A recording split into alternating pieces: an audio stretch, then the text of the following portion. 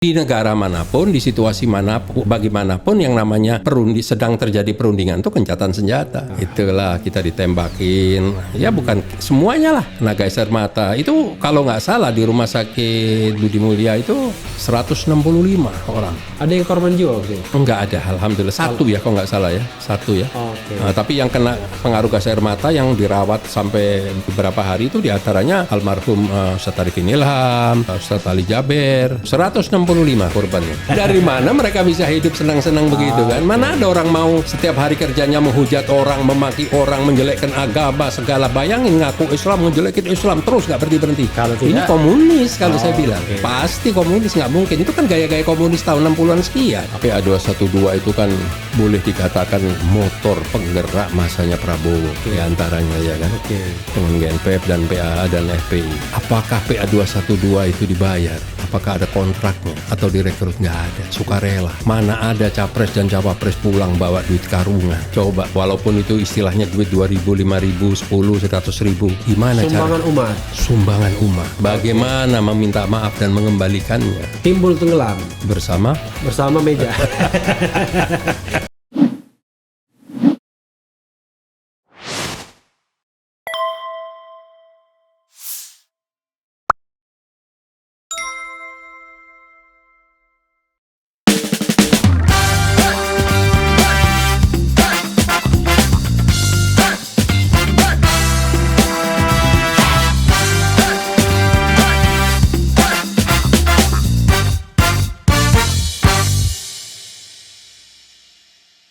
Assalamualaikum warahmatullahi wabarakatuh. Sobat RH sekalian, jumpa lagi kita di channel yang keren ini. Keren cadas ya. Di depan saya ini ada orang yang beliau orang penting di GNPF Ulama ya. GNPF itu Gerakan Nasional Pengawal Fatwa Ulama yang terbentuk tahun kira-kira 2016, Ustadz ya. iya. Beliau adalah Ustadz Yusuf Muhammad Martak. Ya. Oke. Assalamualaikum warahmatullahi wabarakatuh, Ustadz. Waalaikumsalam warahmatullahi wabarakatuh. Oke. Terima kasih Ustadz sudah datang ke tempat saya dan saya tahu tidak gampang ke sini karena harus lompat ke loteng. Jadi sahabat sekalian, kalau tidak punya kemampuan untuk naik tangga ke loteng agak susah juga ke sini. Naiknya ya. semangat, turunnya nanti. Turunnya lebih semangat. Alhamdulillah. Ya. Jadi Ustadz, makasih sudah datang. Dan biasanya di Refli Harun Channel ini saya tanya apa aja, Iya, ya kan? iya. Nah, pertanyaan saya yang utama adalah itu hubungan Yusuf Muhammad Martak dengan keluarga Martak yang kasih rumah atau pinjamkan rumah pegangsaan 56 Bung Karno itu apa, Ustaz? Jadi beliau adalah paman saya. Paman langsung? Paman langsung, adik bapak saya. Oke, adik kandung? Adik kandung. Ya, Oke. jadi satu saudara itu berempat, bapak saya. Ya. Dan memang beliau almarhum itu sangat dekat sekali dengan Bung Karno dan Bapak Ustadz? paman saya. Oh, yang Iya. nomor satu itu? Yang ya paman saya, jadi adik bapak saya. Kalau bapak saya kan sudah pindah ke Surabaya saat itu. Oke. Ya, nah tapi ya di sana kakak saya itu justru bendahara umum di Partai Nasional Indonesia PNI. Oke, Iya. kakak. Saya. Oke, jadi biar kita buat clear. Jadi ayah itu bersaudara. Berempat bersaudara. Yang dekat dengan Bung Karno itu nomor berapa? Itu nomor 3. Nomor 3. Kalau Iya. ayah Ayah nomor 2. nomor 2. Iya. Yang tertua Yang tertua ada juga satu. perempuan atau laki? Laki semua. Oh, laki semua. Yang bungsu Laki semua. Yang bungsu laki juga. waktu tahun 45 yang di Jakarta siapa?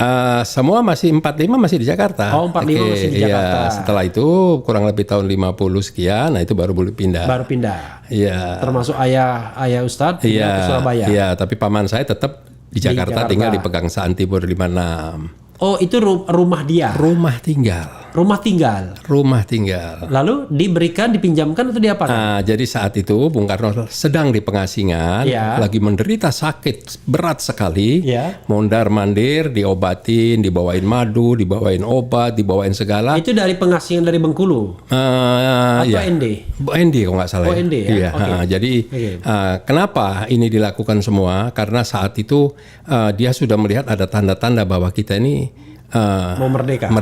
mau merdeka gitu ya kan.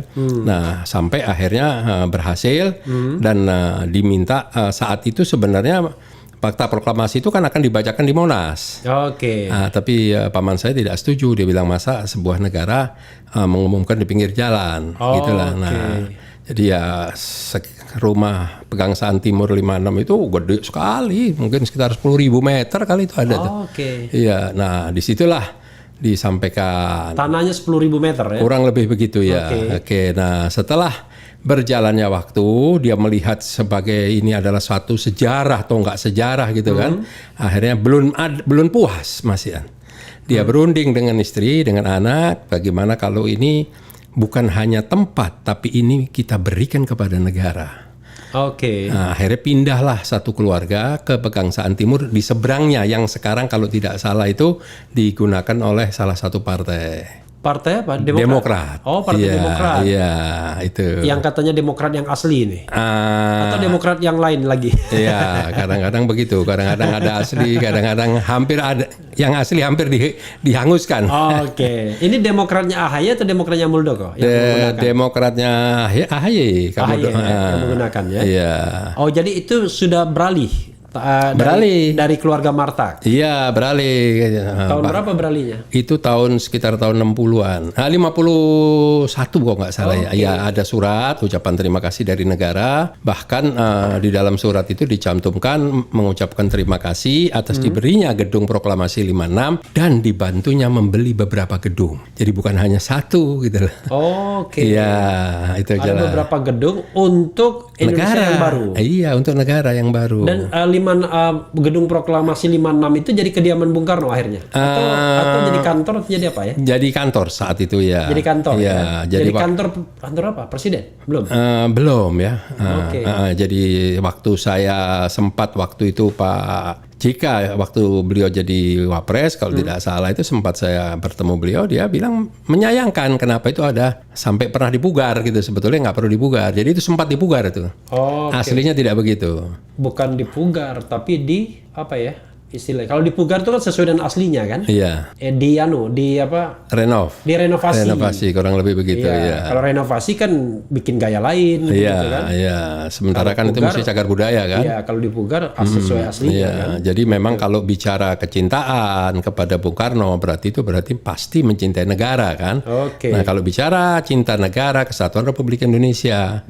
Ya, maaf gitu loh. Saya agak keberatan kalau ada orang yang cuman hanya mengaku-ngaku tapi tidak pernah berbuat kepada negara atau setelah mendapat kekayaan, menikmati hasil alam, hasil bumi baru memberi itu bukan sebuah kecintaan itu ya. Kalau itu boleh paman normatif dulu saja. apa? Pengusaha. Dia pengusaha, dia tidak ada hubungan dengan negara, tidak ada. Jadi sebenarnya aktivitasnya bukan partai, bukan politik. Nggak ada. Jadi dagang aja sebenarnya. Dagang. Kantornya itu adanya di Jalan Coklat, Jalan Kopi situ di kota. Itu berderet itu dulu konglo ya. Ada Hashimning, ada Dasaat, ada Bakri Brothers. Oke. Itu di situ tuh semua tuh. Ada Marba di situ. Jadi ibaratnya konglomerat lama. Konglomerat lama. Ya pengusaha-pengusaha lama lah saat itulah ya. Oke, termasuk Sudarpo mungkin ya. Iya mungkin ya. Jadi sampai sekarang ya masih ada tuh beberapa kantor-kantor tua udah nggak terawat lah milik Dasaat. Tapi keturunannya paman nggak ada. Ada. Yang meneruskan. Nggak ada. Nggak ada. Ya mereka dagang-dagang biasa. Jadi semua. yang dikasihkan itu Pegangsaan 56 yang 10.000. Iya kurang lebih ya. Kurang lebih segitu, itu. Ya, kurang jadi lebih segitu. dikasihkan semua. Kasihkan semua. Kok sekarang udah. Itu dikasihkan untuk negara atau untuk Bung Karno? Untuk negara. Untuk negara Iya, ya. karena ada surat pernyataan dari negara. Iya. Ya jadi kalau sekarang itu udah nggak tahu deh. Lebih yang jelas. Oke, karena Yang jelas lebih dari yang diberikan, yang dijanjikan oleh Aki Ditio lah, kurang lebih begitulah. Oke. Kalau dihargai dihargain itu lebih dari Akiditio itu ya. Mungkin bisa 2 kali lipatnya mungkin kali. Dan tidak hoax ya. Asli fisik bulat-bulat deh. Bulat-bulat ya. Secara pegangsaan timur, menteng ini. Menteng 10.000 meter ya, bisa dibayangkan ya. Sekarang kita bisa kalau dijadikan duit semua, rumah ini ketimbun duit. Dan ponakan-ponakan sepupu saya, anaknya paman saya, sangat sederhana hidupnya sekarang. Oke. Dibayar istilahnya di bawah inilah ekonominya biasa aja, tapi nggak pusing. Memang dari dulu kita tidak pernah mau mengangkat masalah ini. Oke. Iya, kita anggap memang ini kita ikhlas, orang tua ikhlas. Nah, itu barulah mencuat itu pas peristiwa setelah 4/11. Saya nggak tahu dari mana siapa yang memberikan informasi itu ke teman-teman. Nah, pada nelpon minta saya ngangkat, saya berkeberatan. Saya bilang nggak mau saya. Gitu. Ini karena memang keluarga sudah tidak pernah mau membicarakan masalah ini dan itu memang ikhlas diberikan kepada negara lah. Gitu. Ya orang kan mengangkat itu dalam konteks ketika ya sokol keturunan Arab ini dia ragukan nasionalismenya, ya kan? Dianggap radikalis, ya kan? Ekstremis, ya kan? Gitu, kaum berjenggot ya kira-kira gitu. Makanya kemudian bapaknya Habib Rizik juga pejuang ya? Pejuang banyak, pejuang turunan Arab. Ya, termasuk kakeknya Anies. Iya, itu jelas. Ya. Dan memang benar-benar kecintaannya tulus, nggak ada tendensi apa-apa. Juga ada juga. Oh iya, bukan saya bilang tidak ada, iya. Cuman jangan dimanipulir sejarah itu, ya kan? Jadi ada juga di BPUPKI, betul. Kan? BPKI, ada juga konstituante. Betul. Oke, sekarang di GNPF Ulama. Iya. Jadi GNPF Ulama itu kurang lebih bagaimana organisasi ini? Berdirinya yang jelas 2016. 2017 ya. Oh 2017. 2017 ya, baru ingat tadi. Karena kasus Ahok itu penistaan 2016. Al-Maidah 51 ya kan? Itu 2016. Iya. Pertama kali jadi waktu 411 itu sudah terbentuk GNPF belum? 411 itu belum sudah kan? Sudah. Nah itu 2016 2016 ya. Iya, sorry. 2016 ya. Okay. Jadi karena saat itu ada dikeluarkannya surat dari Majelis Ulama Indonesia yang namanya bukan fatwa tapi pandangan keagamaan. Karena sesuai waktu itu Ma'ruf Amin. Ketua umumnya yaitu Kiai Ma'ruf Amin. Ya, gitu. Nah, dan untuk itu dibentuk GNPF. Iya. Untuk mengawal itu. Iya, kenapa harus ada pengawalan? Karena saat itu waktu dilaporkan ada dari aparat menyatakan ini dapat diproses kalau ada fatwa dari MUI. Setelah fatwa atau surat pandangan keagamaan disampaikan tidak kunjung juga diproses. Nah, makanya perlu pengawalan. Perlu pengawalan dan turun berkali-kali, berdarah-darah segala macam. Barulah itu diproses, barulah ditahannya di mana juga nggak jelas. Berarti TP3 kurang gede pengawalannya. Kurang. Terlalu eksklusif barangkali masih ya. TP3 yang kilometer 50? Iya. Ya pengawalannya cukup bagus, karyanya sudah bagus semuanya. Cuman memang perlu konsistensi. Itu penting karena apalagi keadaan saat ini kan. Iya. Karena kalau saya bandingkan mungkin kalau yang dulu kan lebih seru konteks politiknya. Kalau ini kan menyangkut betul-betul human right, betul kan? Kehilangan 6 nyawa. Betul. Gitu, tanpa proses yang layak dari negara kan? Benar.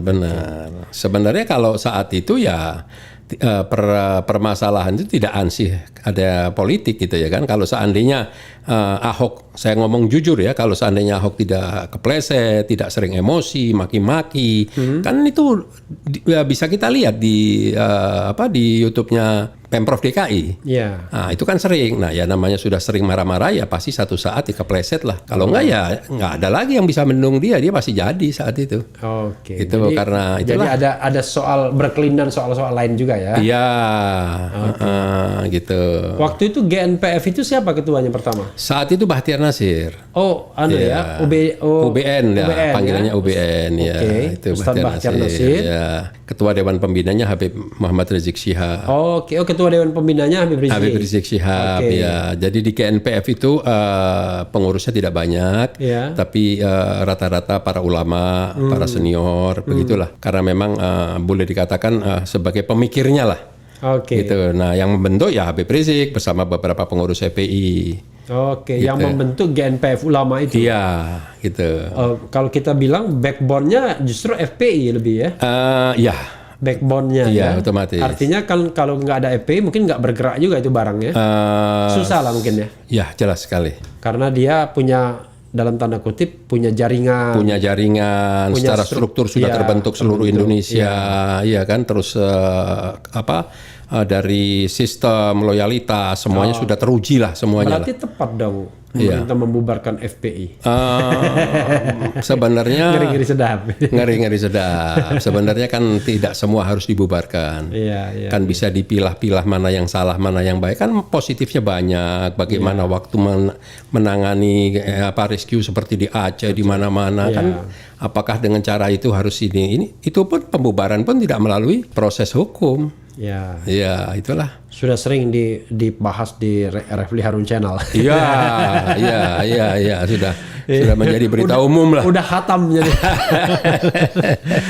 Jadi ke Ustadz kapan GNPF itu? Itu pada tahun 2018 menjelang 2019.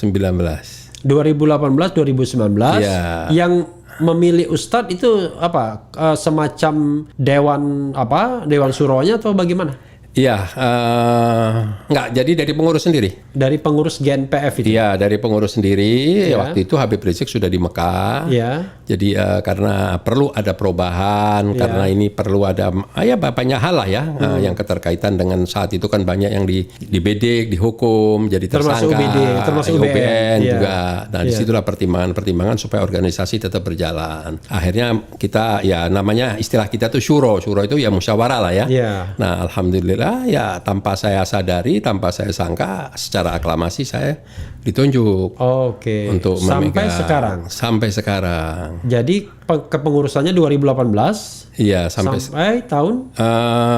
nggak ada belum. Oh, nggak ada batasan. Belum, iya. Pokoknya nanti kalau ada sign dari Dewan Suro akan ada pergantian, ikutin aja gitu. Ya sebenarnya kalau bagi saya namanya organisasi itu tidak layak kalau kita ini selalu pingin sebagai ketua gitu kan. Kita ini kan dalam organisasi yang apalagi berbentuk perjuangan, kita harus siap dipimpin dan siap mimpin. Oke. Itu harus, nggak boleh. Kayak Khalid bin Walid. Ya, kaderisasi tetap harus ada. Apalagi saya kan usia saya juga udah Berapa? 36? lebih 3 tahun. Perlu ditambah lagi 3 tahun. 39 sekarang.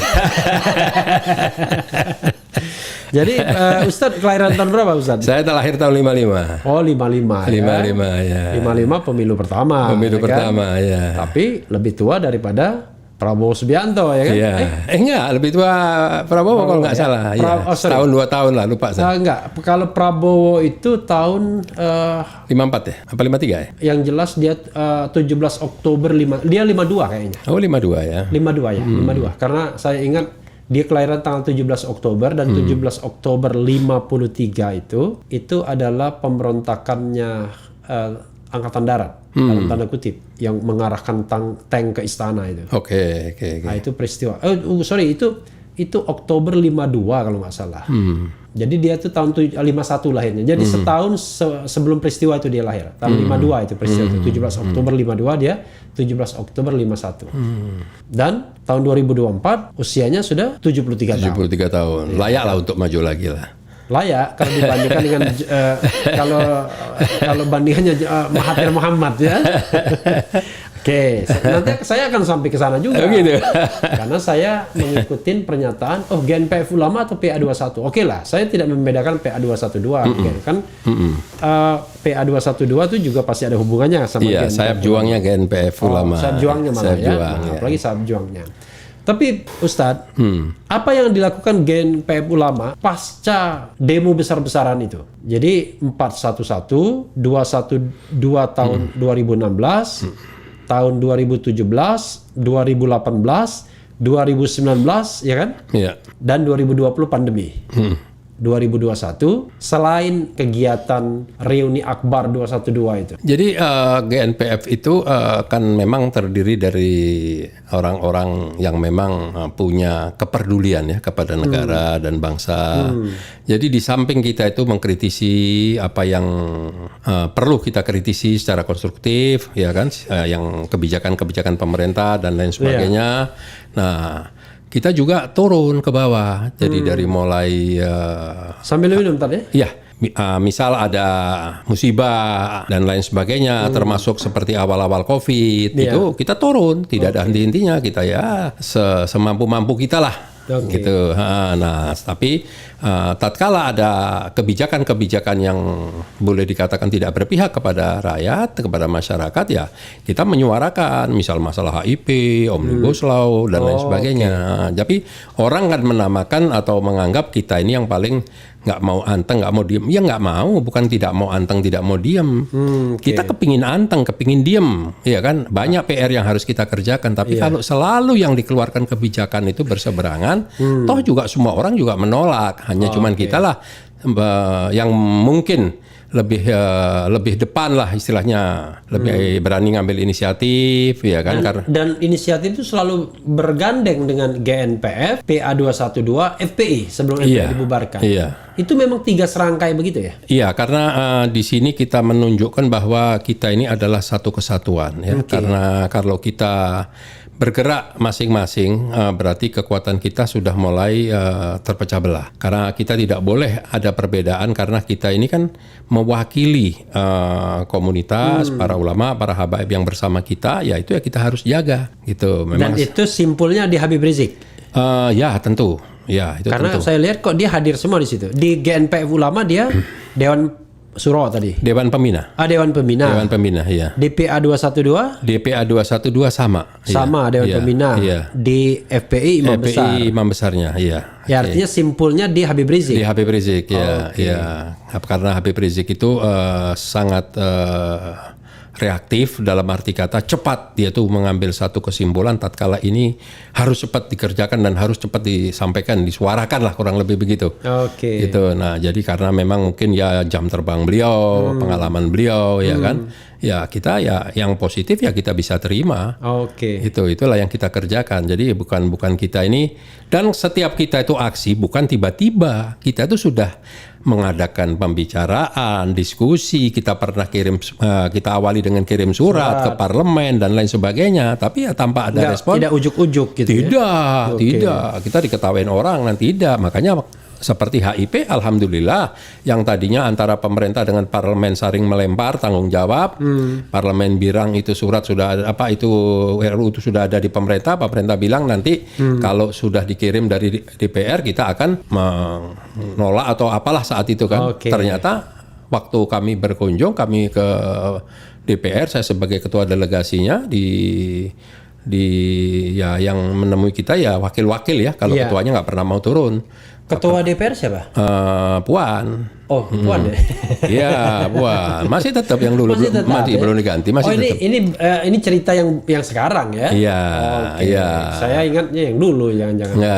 Karena ini cerita hip-hip ya kan? Kelompok hip-hip itu kan munculnya 2020. Nah, kalau bicara yang dulu sedikit, saya juga punya story. Jadi saat itu saya bersama Munarman dengan Ustadz Edi Mulyadi, kalau nggak salah dengan Ustadz Al-Khotot, menyampaikan keluhan-keluhan itu kepada Ketua DPR yang lama.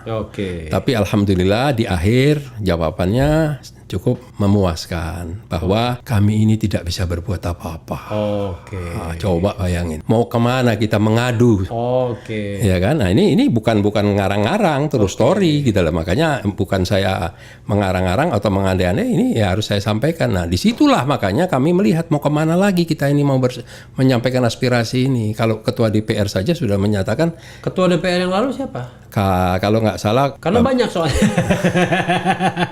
Kan Ketua DPR itu ya kan pertama kali ya kan ada Setia Novanto. Iya, terus diganti ya. Ada Ade Komarudin. Iya. Kemudian ada Setia Novanto lagi. Ada sekarang Bambang Susatyo yang ya kan. Ini makanya kalau dibilang Ketua DPR sebelumnya Yang mana? Yang saya pernah bertemu adalah Bambang Susatyo. Oh, Bambang Susatyo. Ya, Ya, kita berarti- hormati dengan Oke. apa alasan itu kita hormati saja. Tapi ya kita pulang ya sedih lah.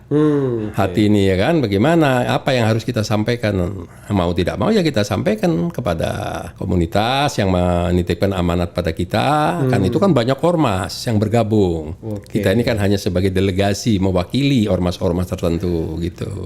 Oke. Tidak bisa berbuat apa-apa, apalagi Iya. Refli Harun di channelnya ya kan. Mungkin banyak bisa lah. Banyak bisa ya menyuarakan sesuatu. lah ya. Sesuatu. Sesuatu ya. Karena tidak ada agenda politiknya. Nah, itulah kelebihannya. Sama. Nothing Iya. tulus. Ya. Iya, betul. Jadi intinya adalah kan kalau GNPF itu raison d'être-nya adalah untuk mengawal fatwa ulama Iya. atau katakanlah apa istilahnya tadi Ustaz ngomong apa pertimbangan apa pandangan ulama Iya. soal Pandangan keagamaan. pandangan Awalnya kan ya. GNP Gerakan Nasional Pengawal Fatwa MUI Iya. awalnya. Iya kan? Iya. Nah, sekarang Gerakan Nasional Pengawal Fatwa Ulama. Iya, jadi kalau nanti Artinya- antum Prof Refli jadi ulama ya ngeluarin fatwa kita kawal. Oke, jadi fatwa ulama itu tidak harus MUI tapi Enggak. ulama Iya. secara in general jadinya. In general, selama itu Oh, jadi waktu UBN menjadi ketuanya itu fatwa MUI saja. MUI, ya. Ketika Ustadz menjadi ketua sudah fatwa ulama. Fatwa ulama. Oke, dan ulama itu ya yang respected lah kira-kira ya, yang didengar. Kan tidak setiap yang mengaku ulama. Oh ya, tentu, kan? tentu, Oke. ya, tentu. Oke. Dan itu memang keinginan dari Majelis Ulama Indonesia, kan sudah selesai kata saat itu kata ketua umum. Ya. Ketua umumnya Tetap saat itu Kiai Ma'ruf Amin. Saya dalam posisi ada di pengurusan Majelis Ulama Indonesia. Udah selesai buat keluar aja di luar. Ya paling tidak ya memang betul juga karena marwah MUI kan Majelis Ulama Indonesia itu kan mewakili seluruh masyarakat Indonesia kan, Iya. gitu. Ya kita terima, kita ganti. Itu zaman kepemimpinan saya. Oh, jadi GNPF ulama bukan GNPF lagi ulama. GNPF MUI. MUI. Oke, nah itu bedanya. Jadi GNPF ulama itu adalah mengawal fatwa-fatwa ulama. Iya, apabila Apabila ada fatwa yang perlu dikeluarkan, ya kan? misalnya yang ini rekomendasi ulama itu ijtima gitu. Iya, semacam istima dan lain sebagainya, ya kan? Fatwa itu tidak harus dalam bentuk surat, gitu Iya. kan? Karena jadi begini, tolong dipahami tahapan proses kita mengambil satu kesimpulan dan mengambil satu keputusan itu harus melalui pertimbangan-pertimbangan keagamaan. Oke. Kenapa dari 411, 212 yang pertama, yang kedua dan yang ketiga, keempat belum pernah terjadi sesuatu pun kejadian secara nyata. Dalam arti kata aman-aman, ya kan? Karena memang kita tidak pernah punya agenda dan dilarang memang kita melakukan segala sesuatu. Artinya itu betul-betul aman 212-nya aman pas Iya. Oke. Iya, kalau 411 itu kan sebenarnya kan batas waktu demo itu kan jam 18. Iya. Nah, kita itu mulai merasakan tembakan-tembakan gas air mata itu belum jam 16, jam 18. Oke, Dan setelah itu asar pun kayaknya. ya itu pun menurut saya seandainya saat itu sudah menginjak jam 18, saya pikir aparat tidak layak melakukan itu. Kenapa saya nyatakan begitu? Di dalam istana sedang terjadi perundingan. Oke. Ada Wapres, ada Menko Polhukam, ada Kapolri, lengkap. Presiden nggak ada tapi. Presiden ada perlu pergi ke Cengkareng kalau nggak salah Iya. atau kemana saya nggak Iya, tahu lah ya. Presiden nggak ada. yang Iya, jelas. oke. Nah di situ perwakilan juga dari GNPF, dari FPI ada di dalam kiai-kiai.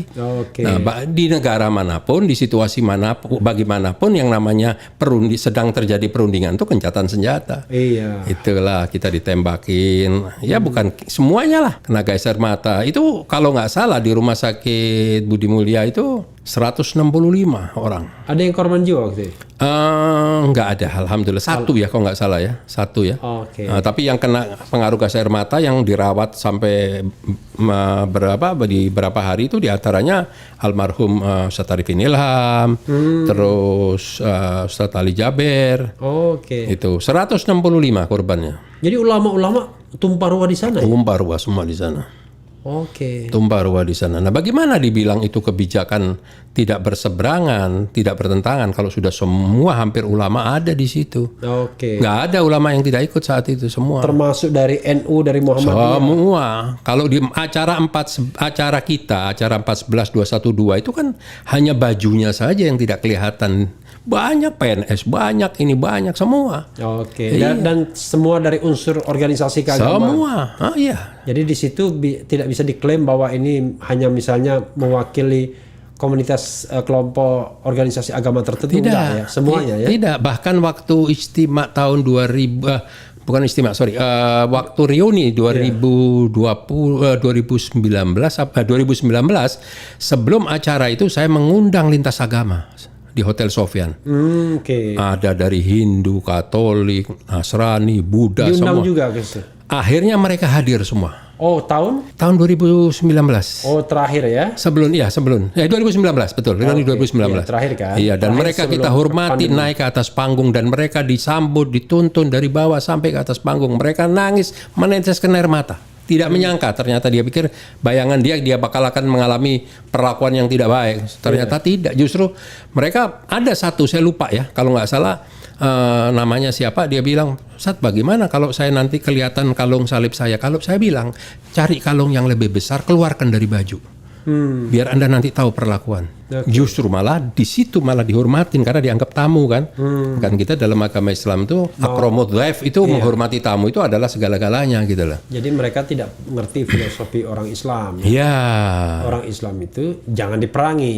Kalau Betul. diperangi ya pasti melawan. Betul. Tapi kalau dihormati akan lebih hormat lagi. Betul. Gitu. Ya sama lah kejadiannya sekarang. Kita ini kan tidak pernah dibuka ruang untuk diskusi kan. Iya. Saya 2017 ketemu dengan Pak Jokowi di istana. Waktu itu dengan Bahtiar Nasir, dengan Zaitun Rasmin dan Bukan di sebagainya. jalan ketemunya di sana. Enggak, khusus kita diundang. Yang saat itu inisiatifnya Pak Wiranto.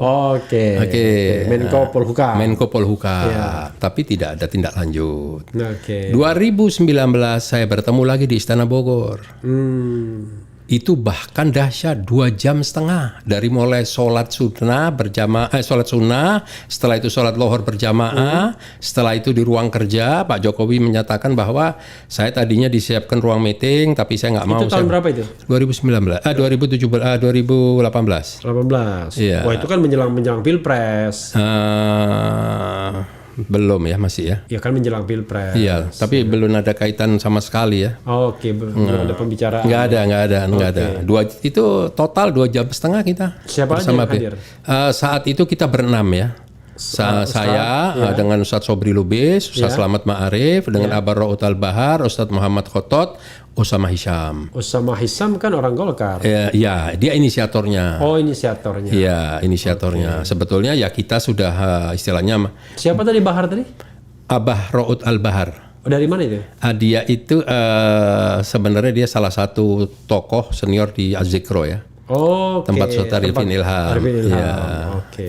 Disitulah kita terjadi diskusi saling membahas ini itu. Tapi ya Pak Jokowi didampingi oleh siapa? waktu di ruang kerja kalau saya nggak salah sendiri ya. Oke. Nggak ada Pak Pratik. Pratik. Iya, waktu makan ada Pak Pratik, ada Pak Teten. Ada Pak Teten. Iya, ada. Oke. Tapi waktu 2017 itu jelas-jelas Pak Jokowi menugaskan Pak Wiranto evaluasi, diskusi, tindak lanjut permasalahan ini semua. Oke. Tapi ya Waktu lagi-lagi itu yang dibicarakan apa? banyak hal lah ya. Yang menjadi main concern Ustadz apa? Saat itu kasus Ahok.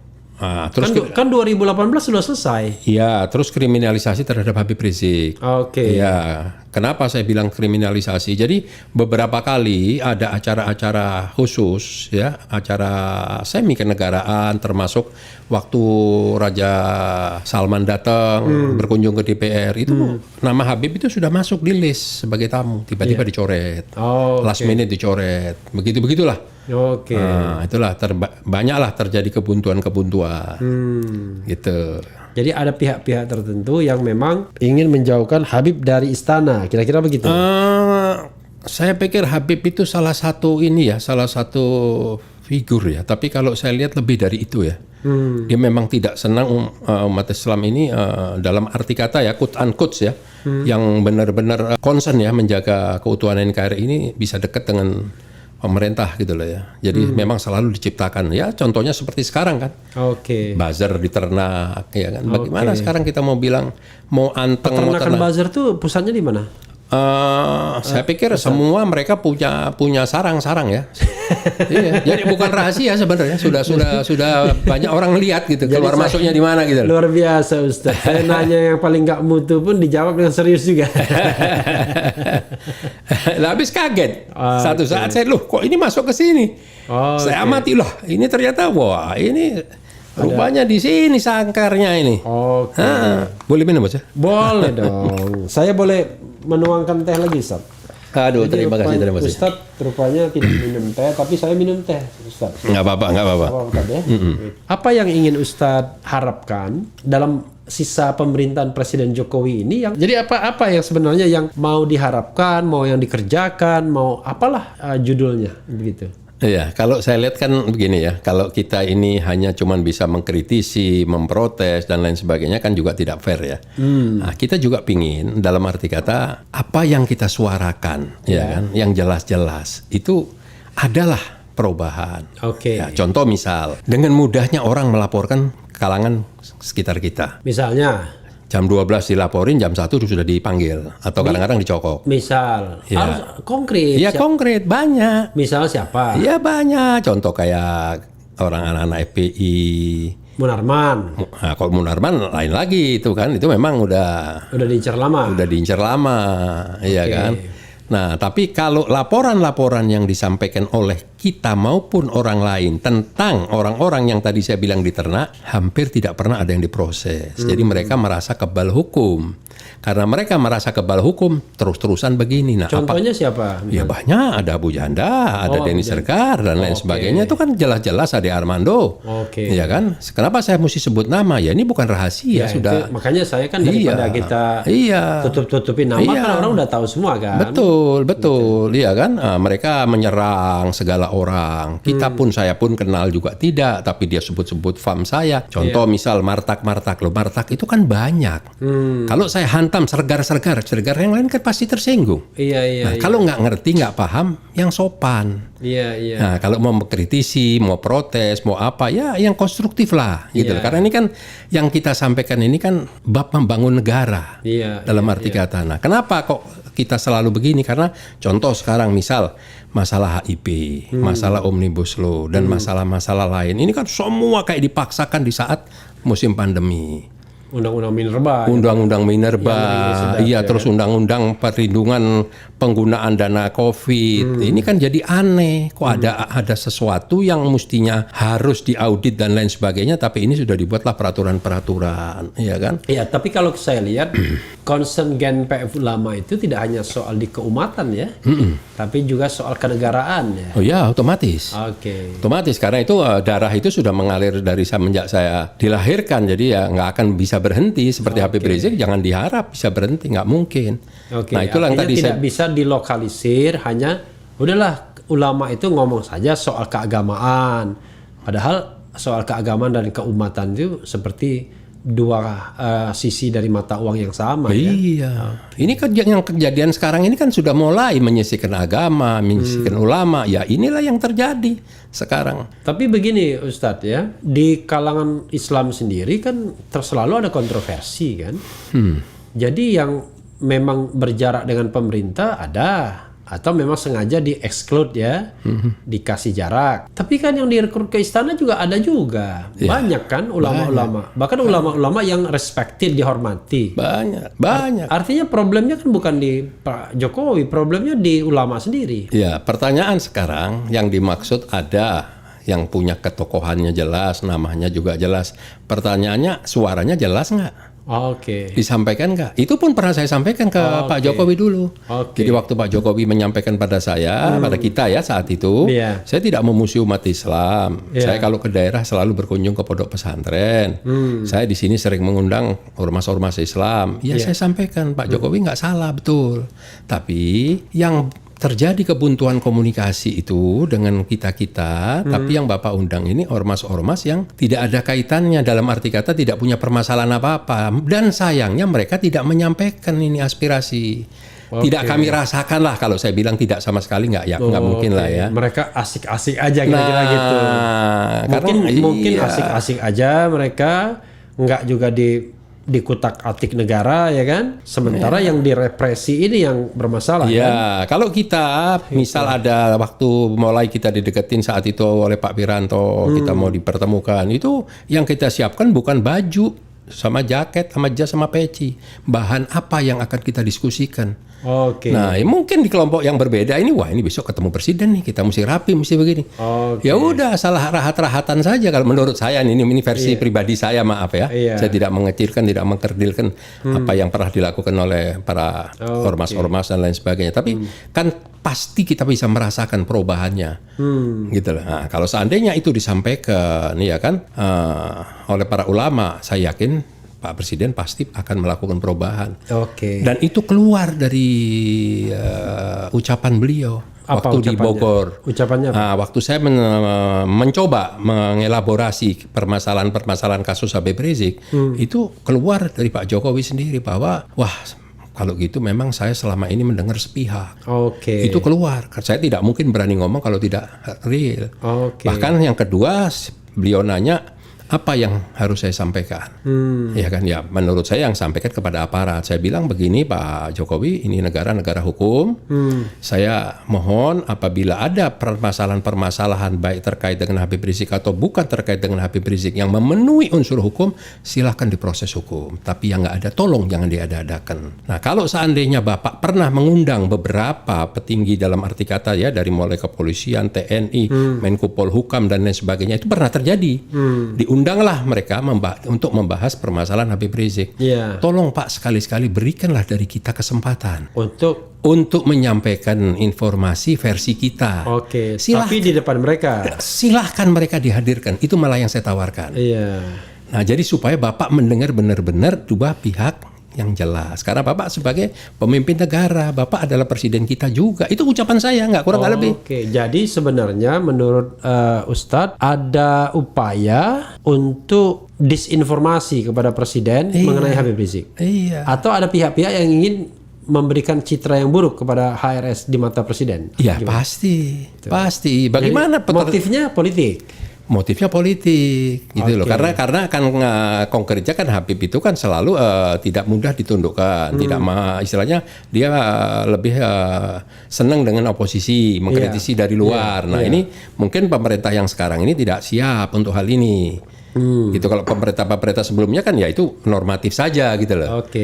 Santai. Santai. Kan sebenarnya nggak perlu repot. Kalau mau nggak repot, ini juga bisa nggak repot. Ada majelis ulama. Tapi kan kalau nggak repot kan nggak ada kerjaan. Nah, itu. Luar biasa. Tidak ada kerjaan dan tidak ada kenikmatan. Tidak ada kenikmatan, tidak ada pemasukan. Mungkin, tapi. Ya pastilah. Dari mana?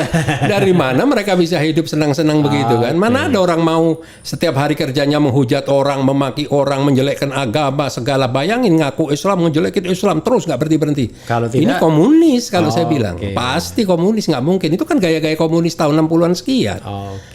Itu. Tapi Ustadz belum jawab pertanyaan saya. Apa tuh? Apa yang mau dilakukan GNPF ulama ini? Ya kita selalu berdoa. Ya kan, insya Allah dapat pemerintah, khususnya presiden dapat hidayah.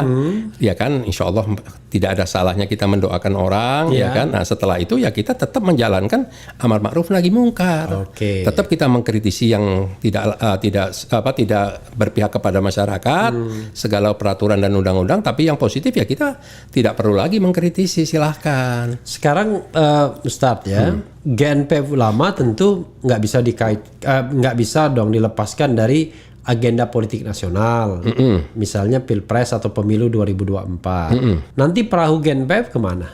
Kalau sampai hari ini kita tidak pernah punya pemikiran atau akan kemana.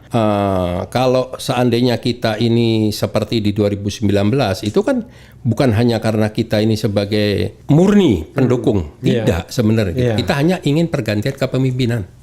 Karena pengalaman di periode yang pertama kita merasa ada kekurangan-kekurangan yang tidak ada perubahannya sama sekali. Jadi waktu itu ABJ ya? Ya. Asal bukan. Apa tuh? asal bukan Jokowi.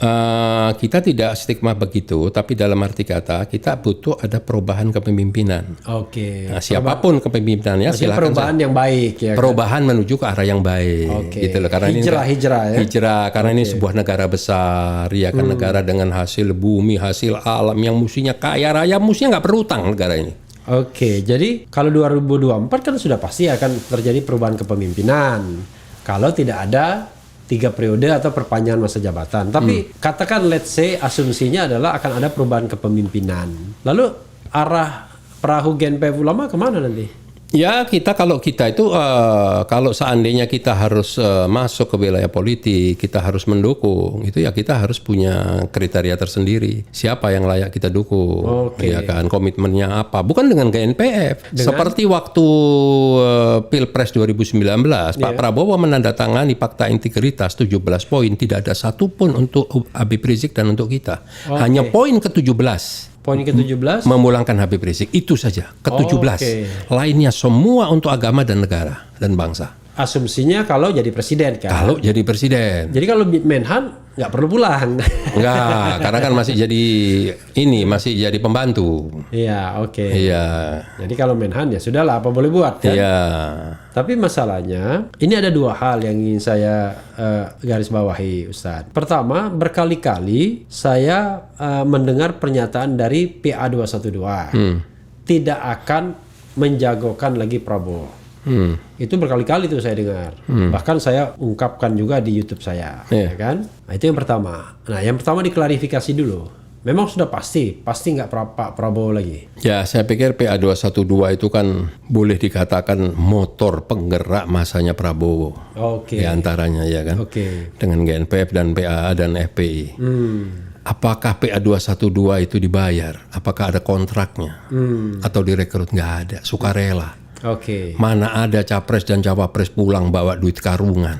Oke. Coba, walaupun itu istilahnya duit 2.000, 5.000, 10, 100.000. Gimana Sumbangan cara? umat. Sumbangan umat. Bagaimana meminta maaf dan mengembalikannya? Timbul tenggelam Bersama? bersama meja. Bersama meja yang digebrak maksudnya. Timbul tenggelam. Ya, jadi saya pikir wajar lah kalau PA212 menyatakan itu ya. Jadi GNPF Ulama tidak against itu. Pokoknya ya itu haknya PA212 gitu ya. Kan sekarang kan setiap organisasi yang pernah bersama-sama dalam perjuangan untuk memenangkan salah satu capres yang kita dukung saat itu kan punya cara tersendiri ya masing-masing ya. Ya mungkin PA212 sekarang, mungkin nanti GNPF, ya ada waktunya lah semua lah. Oh, tapi tetap akan menurut ijtima ulama lagi. Yang jelas kita sebagai umat Islam tidak boleh masuk lubang 2 kali. Oke, karena cuma keledai. Ya, kecuali keledai. Keledai, ya kan? Iya. Ini 2 kali atau 3 kali? 3 kali barangkali ya. 2014 enggak ya? 2014 justru tidak. Enggak, jadi tidak. 2014 enggak ikut-ikutan. Enggak ikut-ikutan. Oke, jadi 2019. Ya. 2024 tidak mau jadi keledai. Tidak mau meniru cara keledai sampai masuk ke lubang yang sama 2 kali. Yang sama loh ya. Oke. Nah, pertanyaannya adalah saya juga tanyakan dalam beberapa kesempatan sekarang, mau seminar, mau apapun. Saya khawatir dengan adanya permufakatan jahat demokrasi. Istilah saya permufakatan jahat demokrasi. Yaitu pesta di antara partai-partai pendukung istana saja. Apalagi PAN sudah direkrut, ya kan? Dengan PAN direkrut, maka partai di luar istana tidak mencapai 20% lagi. Kalau ketika PAN masih di luar istana, gabungan Demokrat, PKS, PAN itu masih lebih dari 20% kursi. Sekarang partai istana sudah mencapai 82%. Artinya mereka bisa dong membuat pilpres, bahasa Jawanya mungkin saya salah, eto-eto apa? Iya, eto-eto bisa juga ya. Ya, capres pilpres eto-eto, ya kan? Dan calonnya ya cuma mereka saja. Dari mereka, oleh mereka, untuk mereka. Dan siapapun yang menang, maka 7 parpol itu yang akan berkuasa. Jadi pembagiannya tergantung paket mana yang dipilih. Kira-kira kan begitu. Betul. Bagaimana sikap GNPF kalau terjadi seperti ini? Kan nggak ada gunanya. Mau ijtima, mau apa? Kan semua calon sudah disetir dari barangkali ya oligarki politik atau oligarki ekonomi. Ya kalau bagi kami ya paling tidak kan saya juga paham sedikit lah tentang politik ya. Iya. Nggak buta-buta banget lah ya. Siapa bilang buta? Iya. Ini dari tadi politik semua. Iya benar. Saya pikir terlalu dini kalau harus menyikapi sekarang. Karena kan ini bagi saya ini bukan menguntungkan bagi presiden, merugikan. Kenapa merugikan? Iya merugikan. Jadi dengan adanya bergabungnya partai yang tadinya di luar, Iya. akhirnya keluarlah sebuah pertanyaan-pertanyaan sampai yang dipertanyakan oleh Prof. Iya. Refli tadi kan. Nah, berarti kan di situ ada indikasi bahwa presiden ini akan memperpanjang masa jabatannya. Justru kalau saya barangkali tidak. Jadi yang saya sebut dengan oligarki itu namanya oligarki banyak orang, tapi ya seputar istana saja. Dan oligarki itu oligarki politik dan oligarki bisnis. Kalau oligarki politik kita sudah tahu lah, yaitu ketua-ketua umum 7 parpol tersebut, plus tentu presidennya kan. Nah, di tangan ke-8 orang itu saja penentuan capres-cawapres itu ditentukan kan. Jadi mereka tinggal membuat 2 paket atau maksimal 3 paket di antara mereka dan berkompetisi eto-eto. Kira-kira bisa begitu kan? Kalau ada pemilu. Kalau itu pemilu, ada pemilu kan? Justru skenario pemilu ini skenario yang paling ringan. Karena tidak akan ada penolakan massa kan? Iya. Tapi kalau skenario tanpa pemilu itu malah lebih berat. Jadi Pak Jokowi tetap mengakhiri masa jabatannya di 2024, tidak 3 periode, tetapi oligarkinya tetap remains. Karena siapapun yang terpilih, maka ya bagi-bagi di antara oligarki itu saja. Sehingga kalau mereka tidak mau keluar uang banyak, ya sudah, eto-eto aja. Kira-kira begitu, siapapun yang menang. Bisa. Atau kalau mereka serius juga di antara mereka juga. Bisa. Gitu. Jadi dari partainya dan dari parlemennya Iya. lebih enak, nggak terlalu ada biaya baru dan lain sebagainya, ya kan? Barangkali yang ekstra keras cuma pileknya, karena pileknya kan nggak bisa disetir, Betul. karena pileknya partai non istana kan ikut, siapa tahu tiba-tiba malah juara kan. Betul. Tapi kalau pilpresnya partai non istana cuman gigit jari, nggak diajak kan. Apalagi ada pernyataan dari salah satu sekjen partai besar, kami tidak akan melibatkan partai A dan partai B katanya. Kalau partai A ideologinya berbeda, kalau partai B nggak cocok. Kira-kira begitu ya kan. Jadi padahal di luar itu ada partai-partai Islam baru, ada partai umat, Masyumi, tambah nggak bisa lagi pengaruhnya apa-apa. Selain juga belum tentu bisa ikut pemilu, ya yang jelas tidak bisa mencalonkan presiden dan wakil presiden karena tidak punya kursi kan, tidak punya suara. Nah, GNPF Ulama apa upayanya untuk ini? Ya kalau karena ini menurut saya titik krusial yang akan menentukan wajah demokrasi kita ke depan. Gagal di sini, maka sesungguhnya kita akan mengalami penderitaan yang panjang. Pasti. Terhadap pulihnya demokrasi dan reformasi kita. Pasti. Jadi saya masih menaruh satu keyakinan. Itu kan ada pergantian. Contoh misal pilkada di beberapa daerah yang sudah habis masanya seperti DKI, Jatim dan lain sebagainya.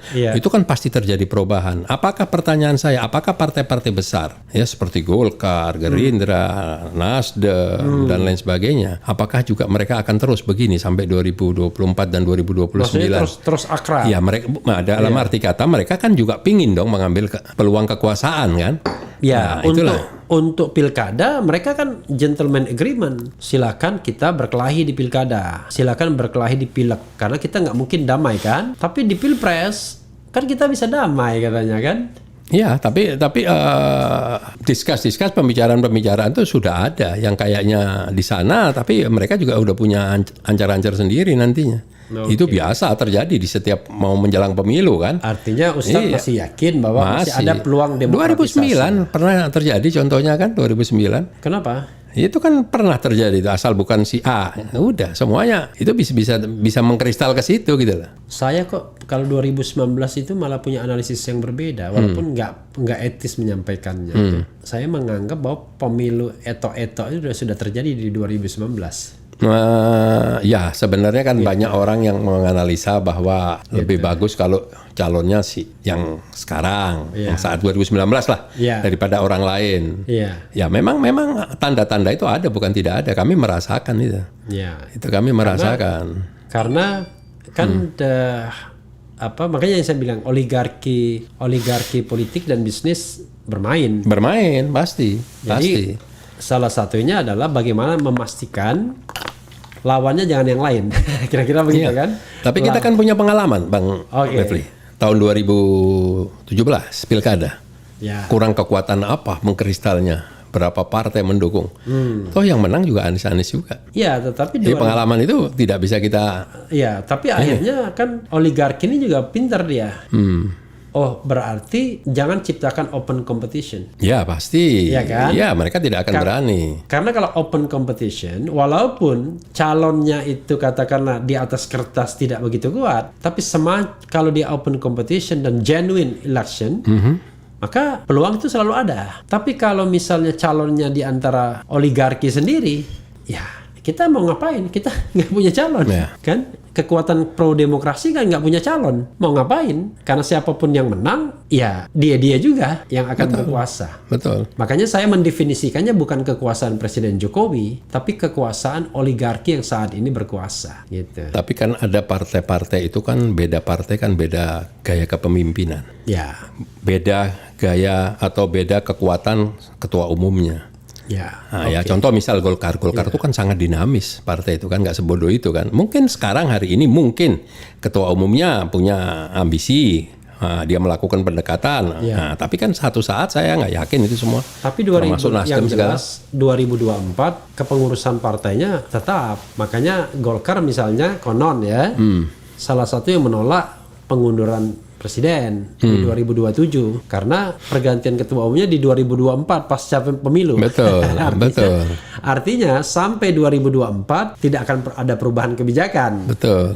Dari sisi ketua umum. Betul. Tapi Ustadz jangan lupa juga kan ada cara lain. Bagaimana kata Prof Mahfud politik saling sandera kan? Iya. Tinggal dikutak-katik aja kira-kira masalahnya di mana? Rasanya kalau orang partai politik kalau nggak ada masalah hukum itu aneh rasanya. Iya.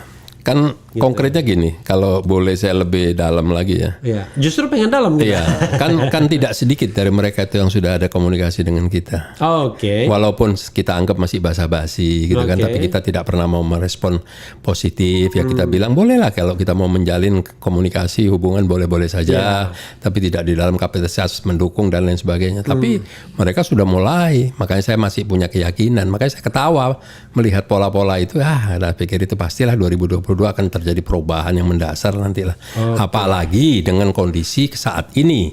Kita nggak fair dong kalau kita pingin pergantian kepemimpinan atau tidak setuju adanya perpanjangan 3 tahun atau 3 periode atau selamanya kalau seandainya ini telah dijalankan dengan baik.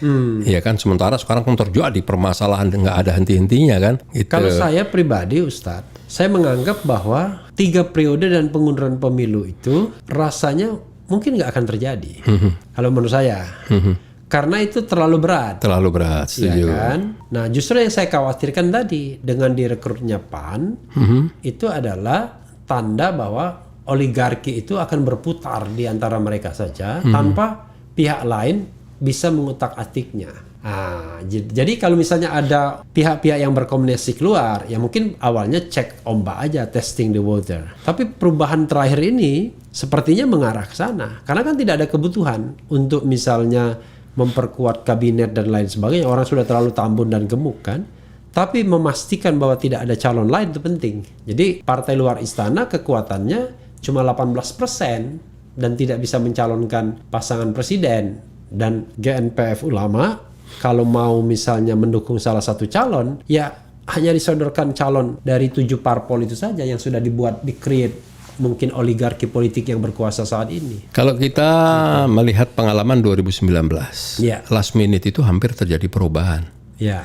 Justru partai yang tadinya sudah firm mendukung pasangan nomor 2, itu terjadi lobby-lobby dan saya sempat 2-3 kali duduk bersama untuk membicarakan adanya calon yang lain. Cuman ada 1-2 partai yang sudah terlanjur bergabung dengan 01 terlambat dan terlalu lama memberi jawaban. Nah, saya nggak tahu tentang hal apa. Jadi itu saya anggap politik itu dinamis lah bagi saya. Nah, tapi perlu dicatat dalam hal ini GNPF ini bukan hanya semata-mata dukung-mendukung calon A, calon B, enggak. Siapapun bagi kami nggak ada masalah.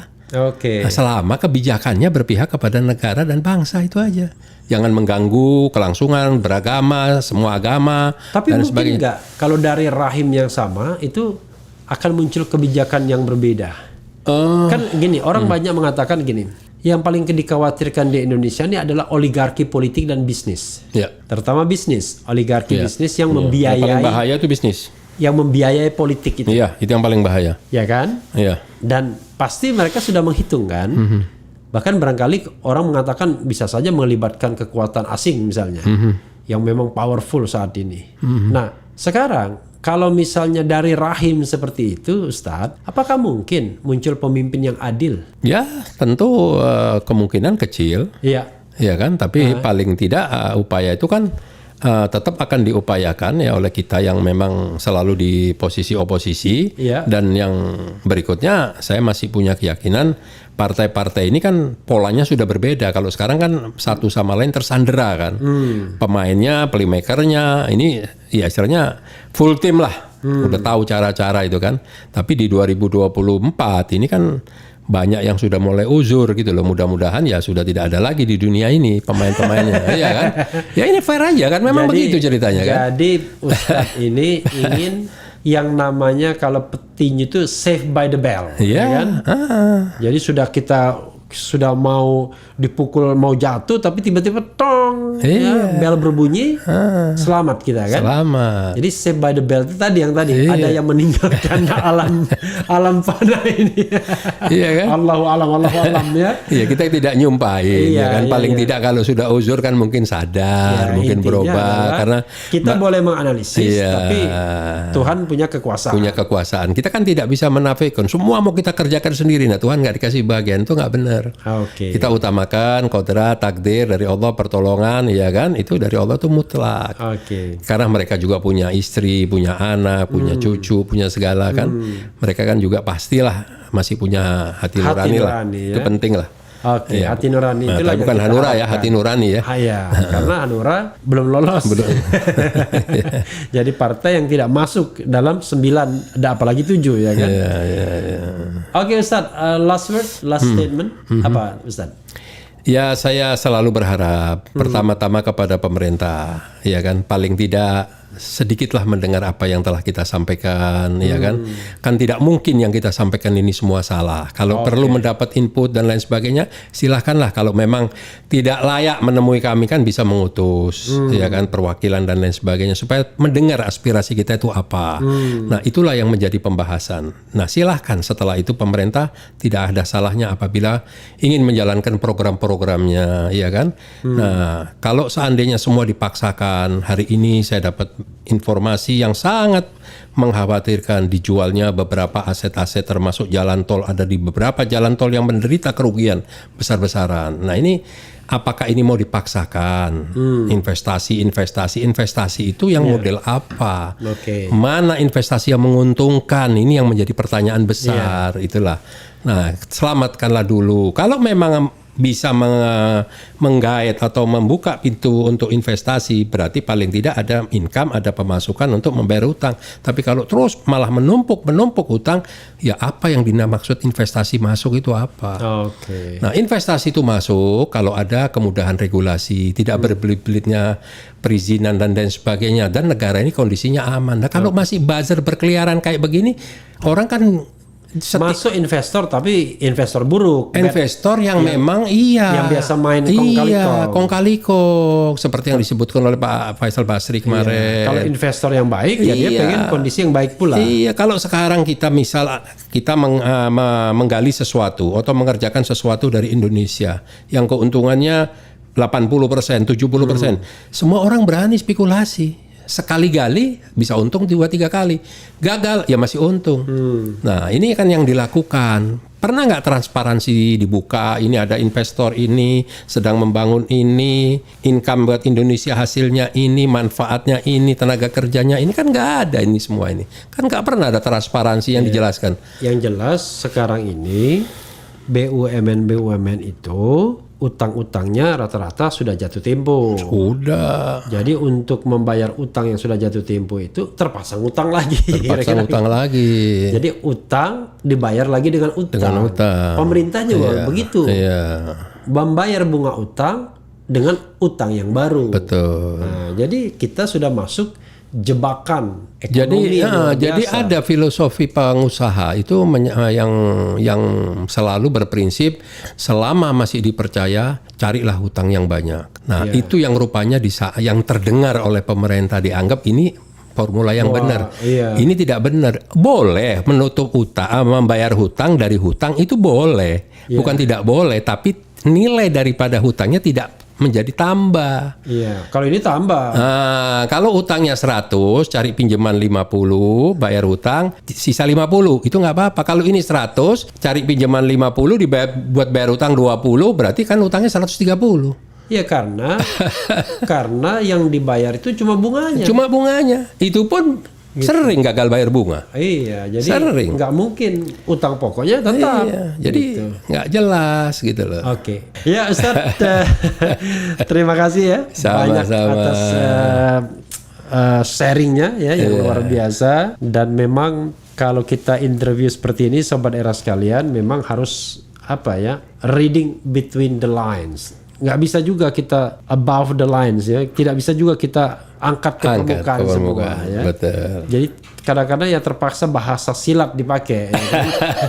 Atau bahasa main biliar dipakai karena memang negara kita ya belumlah menjadi negara yang demokrasi. Betul. Ya, sebagaimana yang kita pahami ya. Ya, itu saja pembicaraan dengan Ustadz Yusuf Muhammad Martak. Mudah-mudahan bermanfaat dan kita nanti akan ketemu lagi dengan edisi-edisi lainnya. Cia. Keren cerdas. Keren cerdas.